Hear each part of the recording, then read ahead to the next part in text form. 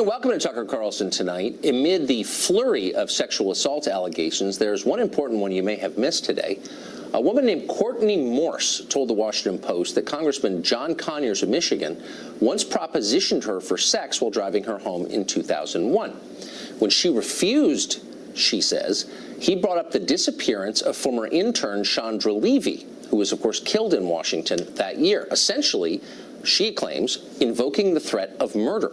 At that point, Morse says she got out of the car and ran away. We should point out that she was only 20 at the time and an intern in Conyers' office. Conyers, of course, the longest-serving member of Congress. He announced his resignation this week.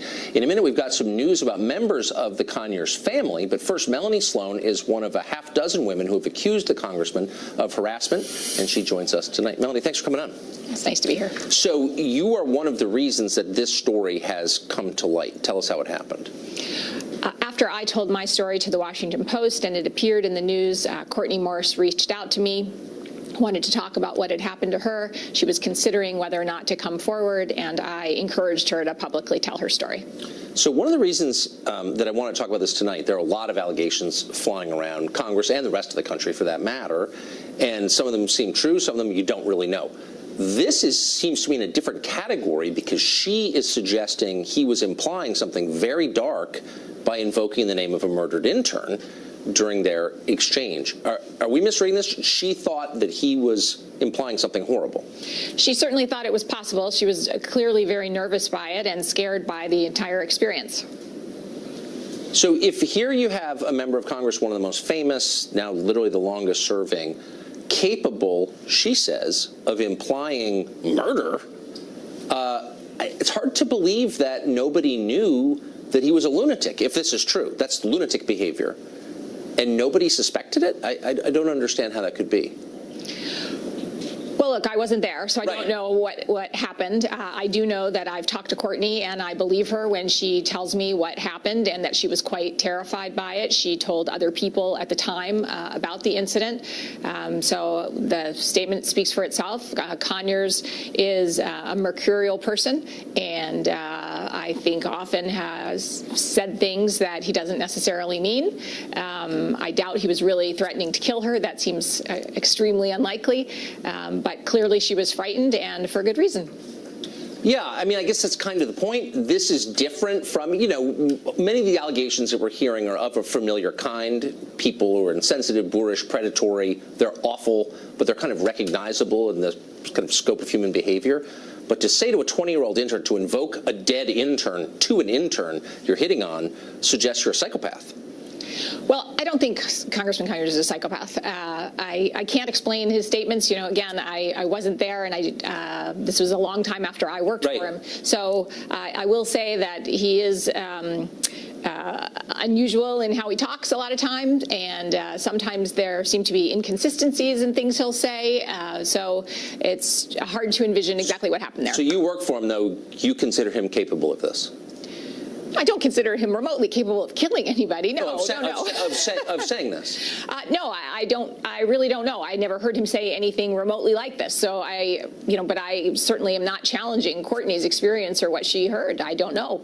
Okay. It just seems like a big deal if he said something like this. A very big deal. Melanie Sloan, thank you. Thanks. I appreciate it.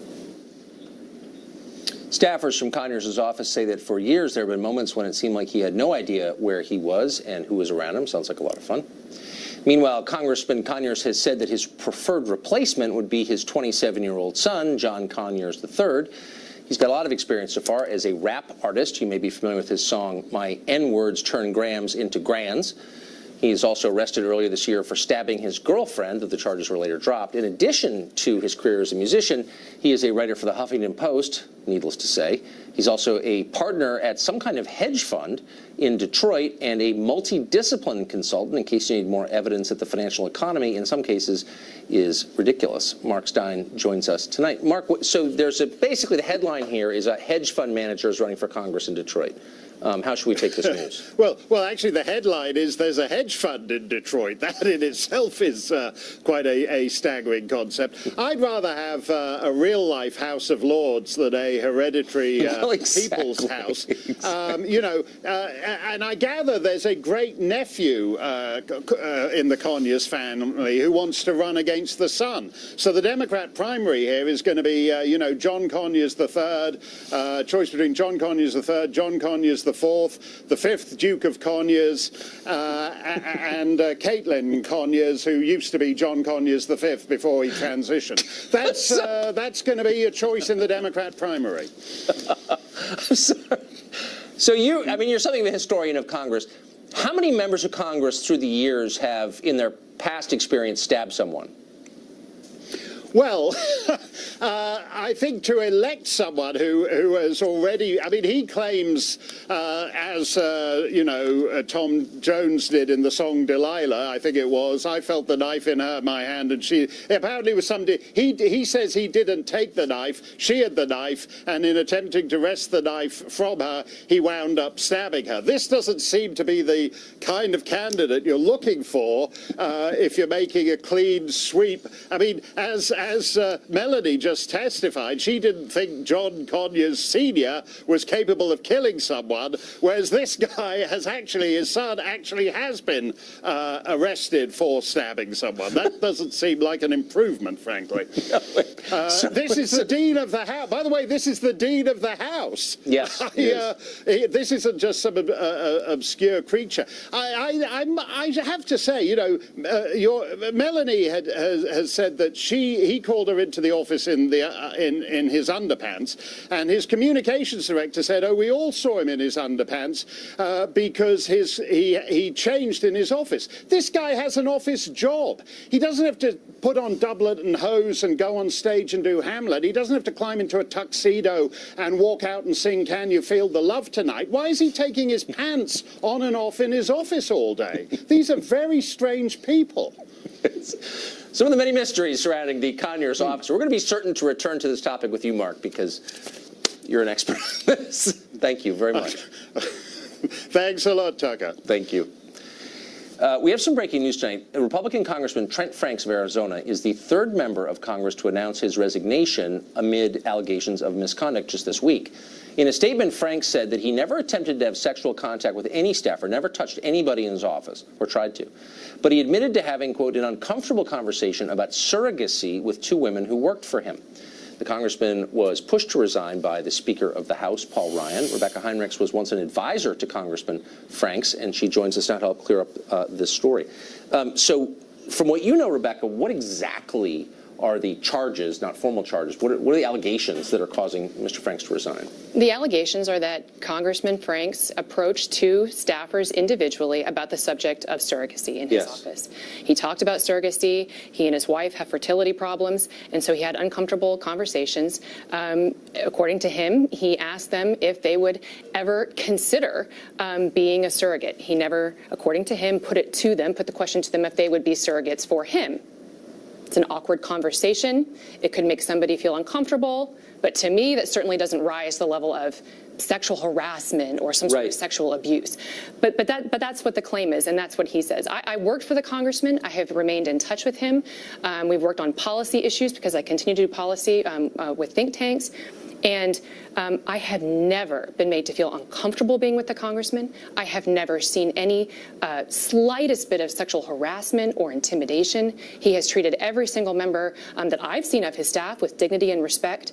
So this is incredibly startling to me. And frankly, I find it a tragedy. I find it a tragedy that he's feeling like he needs to resign over what we know about the allegations. Well, he's being pushed to resign by Paul Ryan, apparently. Have you spoken to him since? I have not. So assuming, and this is a big assumption, but this is all there is to know, and sometimes there's more that we don't know, but this is what we do know. On the basis of this, do you think these are appropriate grounds for resignation? Absolutely not.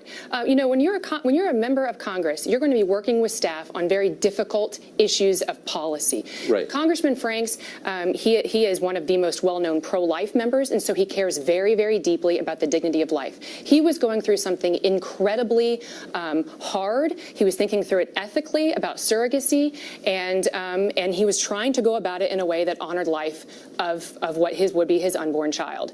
And so he had an uncomfortable conversation. Is it weird? Yeah, I think it's weird. Might it make somebody uncomfortable? Sure. Should she have left? Yes, I hope she did.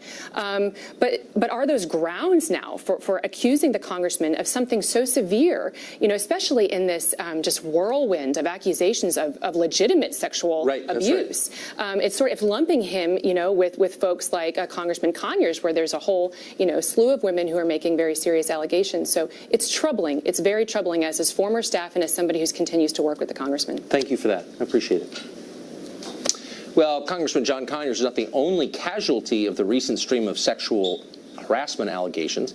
In an awesomely Washingtonian resignation announcement, disgraced Senator Al Franken of Minnesota called himself, quote, a champion of women, also lashed out at his political rivals, did not apologize once to anyone who accused him. Is the outrage over sexual harassment based on a genuine concern for the victims, or is something very cynical going on here? Philippe Reigns served in Hillary Clinton's inner circle for many years. He was not impressed by New York Senator Kirsten Gillibrand denouncing Bill Clinton the other day, and he joins us to assess everything that has happened. Philippe, thanks a lot for coming on. Thank you, Tucker. So, look, I'm not exactly sure what I think of everything around Senator Franken. I didn't like him as a senator.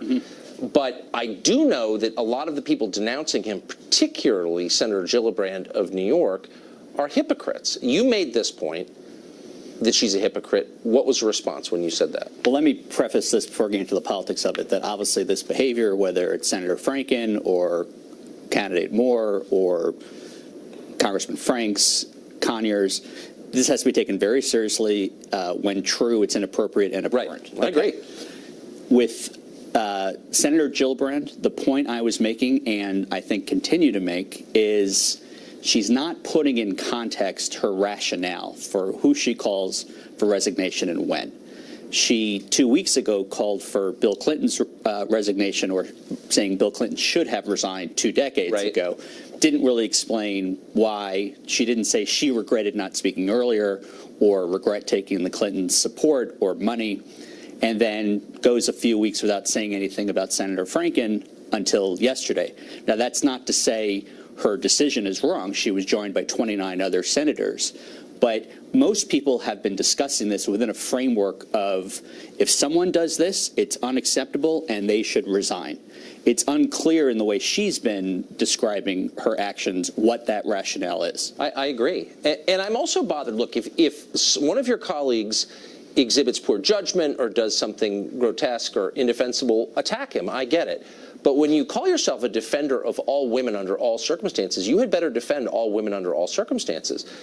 Earlier this year, Ayaan Hirsi Ali, who was an activist against female genital mutilation, went up to the Senate and testified before a committee. She later wrote a piece in the New York Times describing how the female Democrats on that committee basically blew her off, ignored her, didn't ask a single question, were in effect hostile to her.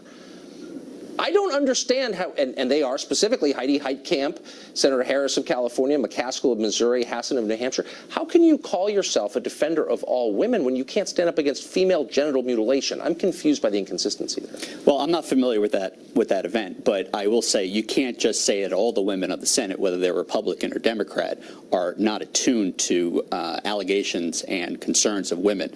That would be absurd to say.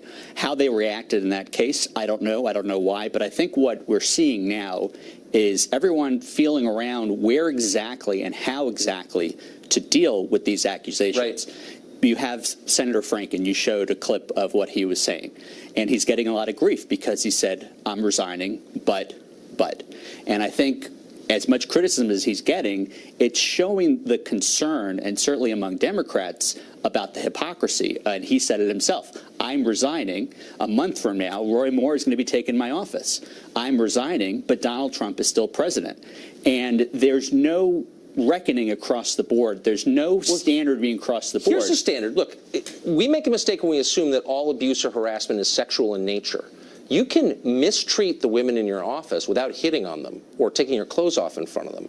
And I'm wondering if you think that all these senators who are attacking Franken How many of them have like thrown a stapler at a woman in their office or screamed at their female subordinates? I think that happens. Man. Or man. No, I'm just saying, like, if you hold yourself not okay up, to throw a stapler at anybody. it's certainly not. And yet that kind of behavior is very common up there. It's not sexual harassment. It's every bit as bad. Look, the Congress, in a lot of ways, is not a typical work environment. Obviously, that has to change. What we've been seeing in the media, in finance, and other places, when someone has an accusation, they are looked into and quickly dismissed. The House, the Senate has got to, but it's a problem because, again, if you're Al Franken, you're like, what's going on here? I agree. And the problem is that the White House, to answer this, says, well, Donald Trump was elected, therefore it's over. But that's actually not true. That's why congressional staff ought to be unionized. You're for unions, Democratic Party. You know, there ought to be a staffers union on the Democratic side. I worked on the Hill for a dozen years, and if anyone threw a stapler at me, I would have been the norm array of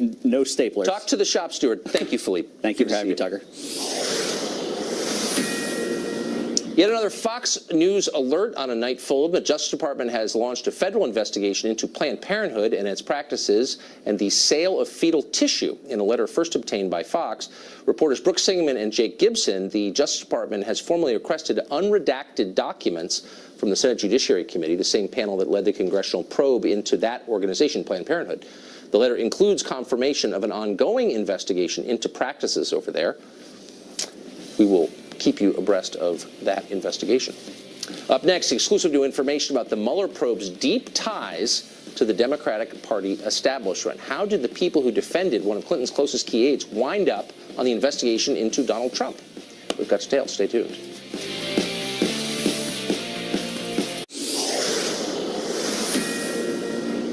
This is a Fox News alert. Documents obtained exclusively by this show a few hours ago show that yet another key player in the Mueller independent counsel investigation has deep ties to the Democratic Party establishment. His name is Aaron Zebley.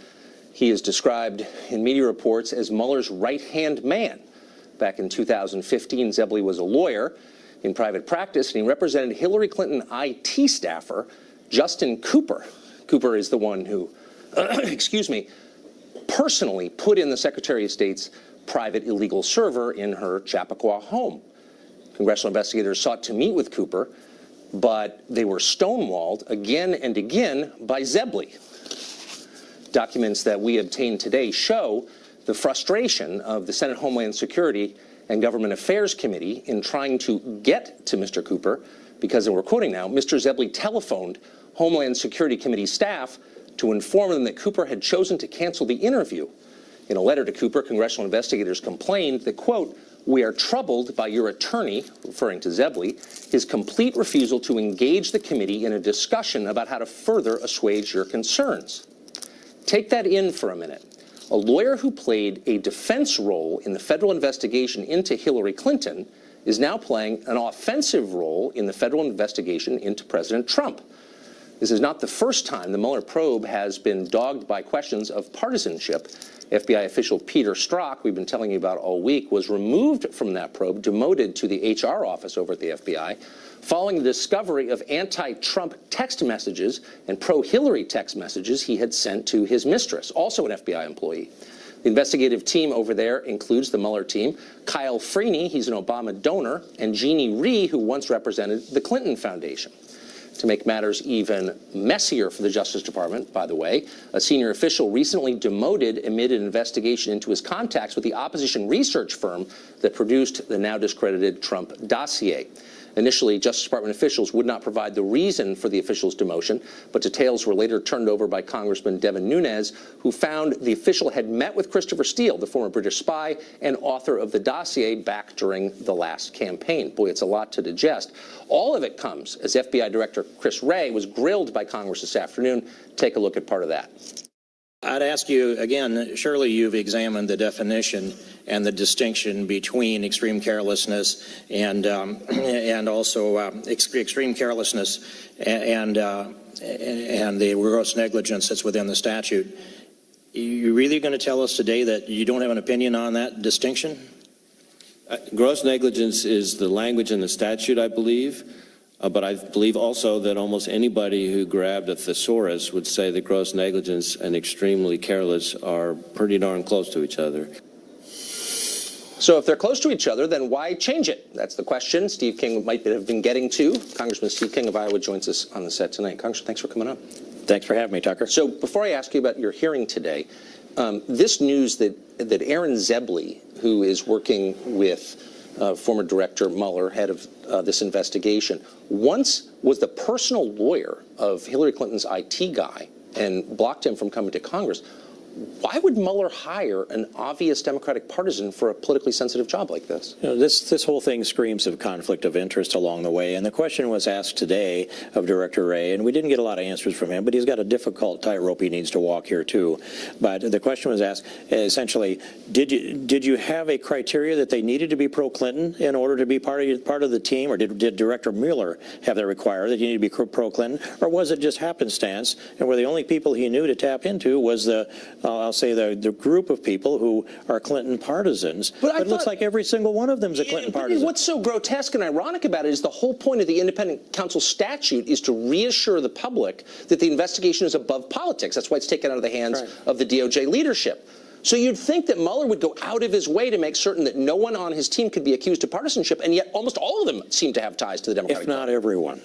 And then I thought Trey Gowdy made a really good point today when he said, if you're a jury of someone's peers, every day in America, people are called together, 12 peers sitting there, and they are forbidden from even deliberating on the evidence in front of them until the last evidence is in, and then they get their jury instructions, then they go back into the room and deliberate. But in this case, we've got decisions coming out. We've got Comey deciding before he issued the statement in July 5th of a year ago, July 5th, the conclusion that was going to come with the investigation of Hillary Clinton. Another thing that I brought up to Christopher Wray today is that the testimony that we have from Comey, from Loretta Lynch, is each of them appointed 3 members, 3 of FBI, 3 of DOJ, to interview Hillary Clinton, to investigate in the, quote, matter, which we know was an investigation. But there's no audio tape of that investigation. There's no video of that. There is no transcript. There are only the notes of the investigators and that's essentially proprietary. So the advice that Comey gave was not based upon any text of anything or any evidence of anything. It was just the briefing of the 3 agents that he'd appointed. Let me just bottom line it. Would any normal American, you or me, have been treated in this way by the FBI? I don't know. I don't know, not on the favoritism side. They wouldn't have been. But I'd ask also this question. It was if Michael Flynn can be guilty of lying to the FBI, how would the FBI know if Hillary Clinton lied to them if they don't have any kind of tape or video or anything? Because they didn't want to know. Congressman, thank you for joining us. Thank you, Tucker. Dramatic new footage you'll see right here of the devastating fire in Southern California. A live report straight ahead. It is bad. We have a Fox News alert for you. 4 major wildfires burning around the city of Los Angeles and surrounding areas. Fox News' Adam Housley is in Ventura County, California, right near the center of it. Adam? Yeah, Tucker, as they made headway on some of those fires, including here in Ventura County, there's actually 2 new fires now that have started down near San Diego. First of all, I can give you a live look tonight what it looks like in Ventura County as our helicopter is up from our local affiliate here in Southern California, showing some of the flames. They're out in more of the wildland area now. They stopped this fire on its way towards a town called Carpinteria, which has about 13,000 people, but they made good headway today in pretty much stopping the fire in that direction. The winds, which were forecasted here, did not come as strong and as long as expected last night into today, but there's still a red flag warning here in Southern California until the middle of Saturday, so there's still the chance that those Santa Ana winds would stoke these fires and began this whole miserable week back on Monday night. There's still that chance they could come back, but really right now, Tucker, the idea is to knock these fires down as quickly as they can and hopefully get some sort of angle on those fires burning in San Diego. Tucker. Adam Housley from Southern California, thank you. A congressional stalemate over illegal immigrant dreamers could lead to a government shutdown just days before Christmas. Is it worth it, is the question with all the things going on in this country. Attorney and columnist Raul Reyes thinks so. He joins us tonight. Raul, thanks for coming on. Hey there. So that's the key question. I don't think anybody who's looked carefully at this thinks all the dreamers are bad. Or, by the way, anyone who's honest thinks that they're all physicians. They're people, and they're in a tough spot. I get it. But you got over 60,000 Americans died last year of drug ODs. The country, the middle class, is shrinking, both in size and its life expectancy. Half the country, according to a recent study, can't come up with $400 on a day's notice. So there are a lot of problems in this country. Why would Democrats in Congress put illegal aliens at the very top, giving amnesty to a group of people at the very top of their list of priorities? I don't understand that. Well, I'm not a Democratic strategist, but I think my understanding is that Democrats are looking at the mood of the country. For example, last month we saw a poll from Fox News that said 86% of Americans favor letting these dreamers stay here, compared to only 12% who favored deporting them. And then just today, we had a poll from CBS News saying it was 84% of Americans want to let them stay, and including 74% of Republicans who want to let them stay. So my sense is that Democrats say, well, this is what people want. I personally don't think that's worth anything is worth shutting over the government for. I mean, I think the numbers you just read are, probably true, but they don't. Fox News poll, right? Yeah, but they don't reflect the priority that people give to it. If you ask people, what are the top priorities in this country? What's wrong and what should we fix first? Giving amnesty to a bunch of people who are here illegally is not even close to the top. So why would you shut down the government unless people who came here illegally get citizenship? Jump in front of everyone else around the world waiting in line to get citizenship. Give it to these people. Why would that be the top priority? Right. Well, in fact, I don't think most Americans think it is a top priority. I guess I would say two things. Number one, remember, DACA is not amnesty because it's a temporary grant. It's not legal status. It's only temporary lawful presence. Right. That's No, but it's amnesty. I mean, and it is the Democrats' top priority because they're shutting down the government, they say, if they don't get it. So maybe we have a disagreement over the terminology around DACA. If you're shutting down the government over it, I think it's probably a top priority. But to your larger point about is it worth it shutting down the government, I personally, I think no. But look at it this way. If I were a conservative, I would be very concerned if this did proceed to a government impasse for two reasons. Number one, Republicans control the White House, House of Representatives, and the Senate, so they are likely to be blamed, even if it is not their fault. Yeah, I mean, whatever. So I don't understand the politics or care about them. I just want to know what's good. Hold on. I want to know what's good for the country. So we all agree that the economy is becoming less labor intensive, and we're moving to like the next stage. It's a digital economy. So the majority of dreamers are now adults. And yet the majority of them, according to government statistics, don't have high school degrees, even though they're adults. So why should I, as an American, thinking about our economy, the new economy, why should I be excited about giving permanent residency or citizenship to a bunch of people who don't have high school degrees? Why would I want that? Well, I think it's because some of those statistics are correct. It's about 44%, I believe, of the dreamers have a high school diploma. But then we have another 18% who are in college. We have 15% who have the college degree, and then we have some others who are aged out. So we have dreamers who are at all different levels. No, but those numbers are way below native numbers of native-born Americans. I mean, these are way less educated than your average American. Why is that good for us? It's good for us, number one, like I said, because it's what the American people want, but most importantly, because it's the law. President Obama created through his executive action this deferred action program, which is, I understand, of course, very controversial to a lot of people. However, the Congress gave deferred action grantees, they gave them the work permit. So our Congress decided that it's okay for people with deferred action to work. I can understand why some people might say, why are they able to get jobs or compete with us? Yeah, some people might say that. We're out of time, but I am saying that. You're absolutely right. Exactly. So the answer to that lies with Congress. Congress could change the definition of deferred action, but so far they haven't wanted to. I got to cut you off, Raul. Thank you, though, for joining us. Up next, a Minnesota mayor went off when someone suggested that not everybody has white privilege. God damn it, Gina. I'm passionate about this. I'm so passionate about hearing all sides of the story. And for you to disregard the fact that white privilege exists. The woman on the other side of that tirade, Council Member Gina Bauman, is here next. We'll ask her, how privileged are you? Well, the mayor of New Brighton, Minnesota, had a psychic break on camera the other night. She broke down in tears and was shaking after a city council member suggested that not every white person is the beneficiary of something called white privilege. Take a look. I don't understand white privilege. Then you are not representing those people. You're not willing to listen to them. And what you have just said is the most racist. Excuse me? Don't you ever, ever accuse me of that. White privilege exists, and it is something that we need to accept in this country. In You my don't have opinion, to, in your you're opinion. interrupting me, and by golly, I'm running this meeting. We're on camera, I'm and you're running this- accusing me of something pretty big here. Yep, And I did. it's unacceptable because you have no basis But for you're it. out of order. You're out of order. Gina Bauman was the council member who was yelled at in that video, and she joins us tonight. Gina, Minnesota is such a nice state. You notice that everyone else in the video was sitting there politely as it goes on. So you were accused of having something called white privilege. You denied having that, whatever it is, and the mayor called you a racist and started crying. So let's just start with the facts.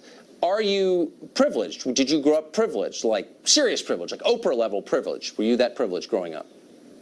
No, I wasn't. I grew up in an Italian neighborhood for most of my childhood, and we were not privileged. They were working hard, and where we actually helped each other, we looked to your neighbors, your church, your friends and family, and we were not privileged. I did not grow up wealthy. Right. So when you said that, I understood you to try to explain that, and then the mayor lost control and started yelling at you and started crying. What do you think about that answer drove her to tears of rage? I think it's not her answer. So if it's not her definition or her answer, then that's why she kind of throws a fit. But I personally believe that it kind of started when the other council member began saying everybody has white privilege if you're white. And I believe that not to be true. Right, that you should treat people I don't think privilege has a color. Yeah, well, that's obviously true. And you should treat people as individuals, not as interchangeable members of racial groups. So her behavior suggested someone who, needs help. Do you think she's going to get that help? No, if you actually know her, yes, that's a pretty common, that's very common for her to react that way if you don't agree with her. It's not unusual, and she does get it unhinged quite often. Huh. If you don't agree with her. Is this known to voters in Minnesota? In our city, it's known to some, but really not. In local politics, it's kind of difficult to get more people engaged. Yeah, well, we're so hoping really to don't change always that. Hoping to let voters in your town know. Gina, thank you very much for coming on tonight. Yeah. Thank you, Tucker. Thank you. Do you know the news better than the professional news experts? Final Exam is up next, and you'll find out.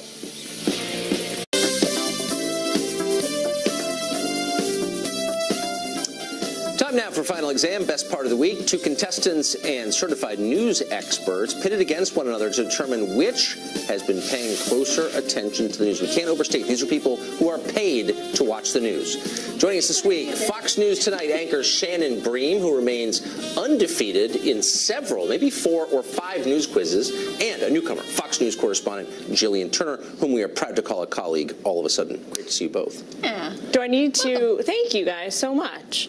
Do I need to point out my disadvantage, which is that I've only been a correspondent for 2 days? Yes, Listen, I feel like he's warning us that he's going to make us look stupid tonight because he's like, keep in mind, these people are paid to watch. Well, that is true. That is true. And we're thinking you can be the giant slayer here. We're going to find out. Here are the rules.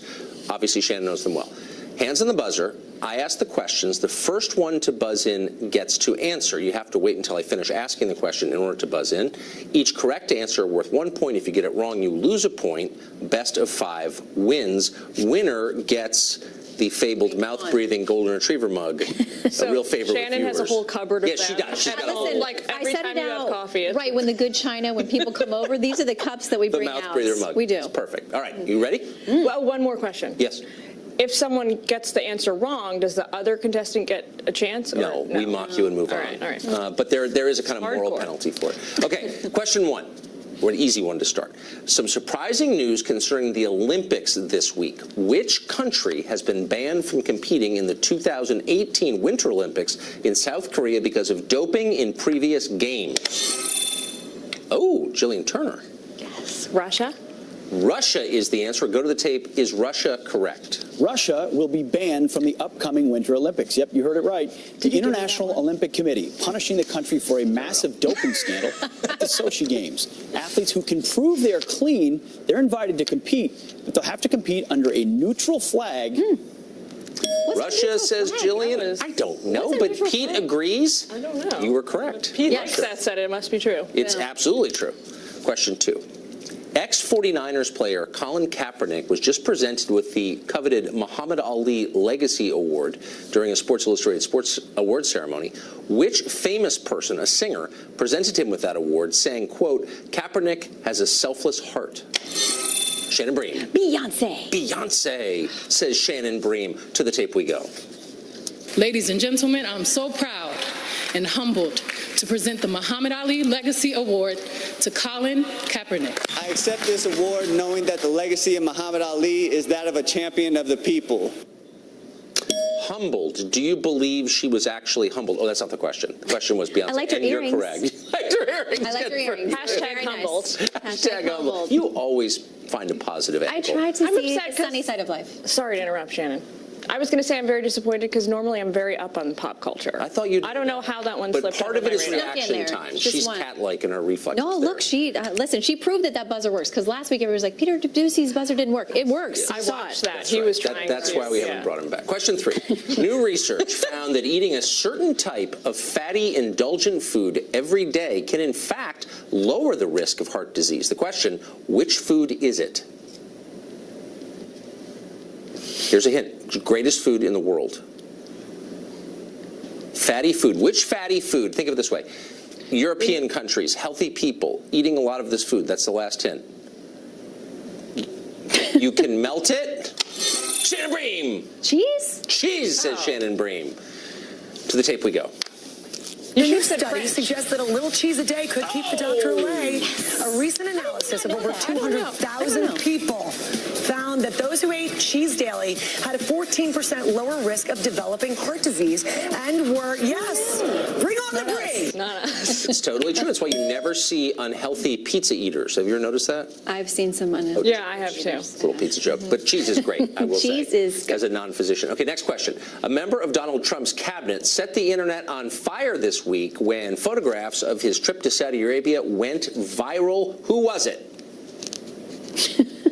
Trump cabinet, Saudi Arabia, We've been busy. viral photographs of a totally restrained G-rated kind, but still interesting. Saudi Arabia. Who would Secretary be going? Tillerson there? Is that your guess? Do I need to hit the buzzer? Need to buzz in. Is Secretary Tillerson your guess? He's there, right? That's what I think. We should know that. I think he's Secretary Tillerson. Is it Secretary Tillerson? Rick Perry, he mixed business with pleasure here. He posed for a series of pictures during his trip to Saudi Arabia, holding a falcon, toes in the sand right there. Rick Perry. Rick Perry. No, he was over there. I've been filling out administrative paperwork for 3 days. So this is like the worst possible week for me to be on the show. I have no I'm just putting that caveat out Love there. that. That's at least you're not blaming the equipment. That's good. Right, that's a step up from Ducey. Look, I couldn't beat Shannon. Final question. Shortest serving correspondent of all time. You know, but it's been a glorious, if brief, reign. This one's about Christmas movies, old ones. Now, liberal commentators are calling this classic Christmas movie racist because it encourages, they say, bullying, domestic abuse, and sexism. Which movie are they talking about? Where have I been? What have we been Okay, doing the all third week? stumper in a row. I'll give you one Ask me about hint. Jerusalem. This is the least offensive movie ever made in history, and yet it's now racist. Is it like a recent or an old movie? The other hint, it's animated. Oh. And it's not The Grinch. It's about an animal. I made a Christmas movie about it. An animal? Yes. How old? Santa loves him. Oh. We are the worst. I don't know what happened to us this week, but I'm going to say Rudolph. You're Just saying like this. Rudolph the Red-Nosed Reindeer is racist? Shannon, you... No, I'm not saying that. Let's see if the tape agrees. Rudolph the Red-Nosed Reindeer is racist. We're both getting last place.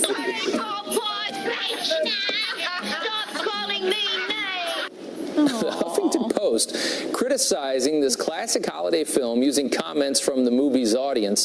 Those critics claim it shows a teacher encouraging bullying, an abusive father, and sexism against Rudolph's mother. Is the Huffington Post a real publication, or is it a parody designed to discredit progressives? Well, and also, if we're talking about, like anti-women, domestic violence stuff with reindeer. Yeah. What about Bambi? The mother died. The mother got shot. Different. On the next show. Thank you both, Shannon. Your reign remains in place. Another I'm going to have the coveted complete mouth-breathing set. bug. Anytime you come Jillian, over you for did dinner. great. You did better than any other competitor against Yes, this Shannon is Breen, the true. Juggernaut. Guys, I answered one question. Yeah, well, But correctly. You did better than others. But correctly. That's it for this week's Final Exam. Pay attention to the news all week. You can play along next week, next Thursday, right here. We'll see you then.